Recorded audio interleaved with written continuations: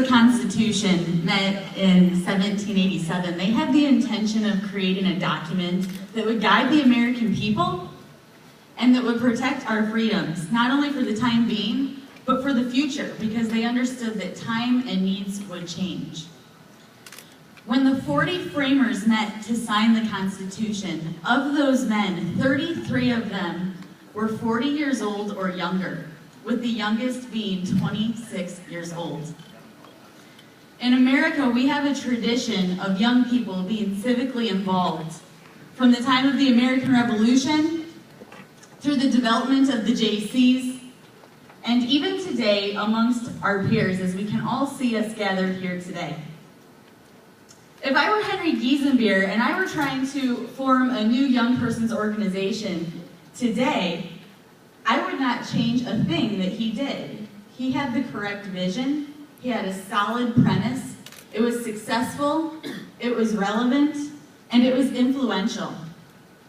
As a charter member of my chapter, which formed less than 2 years ago, I can attest to the strength of Henry Giesenbeer's vision.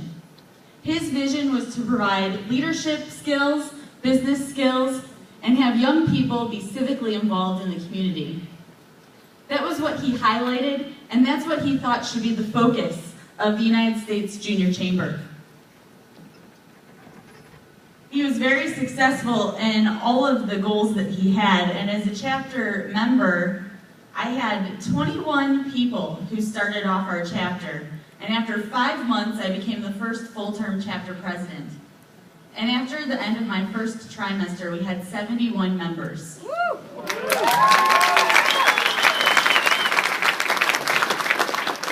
We were enthusiastic, we were successful, and we embraced Henry Giesenbeer's vision. But looking back on my term as president, I can see ways that I could have improved the Jaycees in my community. We focused a lot on community service, and I think that if we had followed Giesenbeer's vision of business and leadership skills more closely, we could have been that much more successful. In 1986, Arthur Anderson and Company evaluated the Jaycees, and they determined that many Jaycees joined because they wanted to be involved in the community.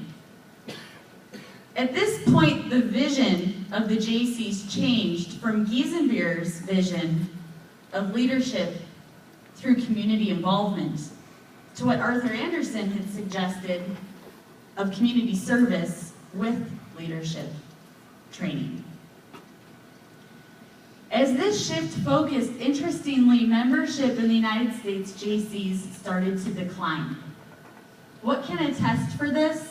In my opinion, the answer is very simple: value. What sets the Jaycees apart from community service organizations is that we provide the business and leadership training that other organizations do not provide.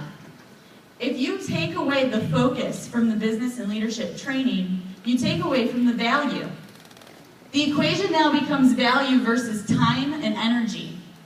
And you're less likely to have people investing their time and energy into an organization that does not have the value. We should take to heart the value that the Jaycees has of the business and leadership training. In the time that we live in, a lot of college students focus on fine-tuning their skills in a very specific field of study. And after investing thousands of dollars, CBS News reports that half of college graduates cannot find full-time employment. This is the perfect opportunity for the Jaycees organization to provide the business and leadership training, to broaden their skill set, to make them leaders in the community, and make them useful members of society, to be civically involved. If I were starting a new organization, yes, I would stick with Giesenbeer's vision, business and leadership training. It is relevant to today's world. To make it successful, I would make sure that there was some type of brand to provide a consistency and to unite the Jaycees. And to make it influential, I would remember all of the great projects that not only all of you participate in today, but that existed when the Jaycees first formed, such as the National Wildlife Federation, reforestation, and airmail. These projects all involved imagination. They involved Jaycees from around the United States. They were imaginative, and they made an impact on the infrastructure and the way America operates.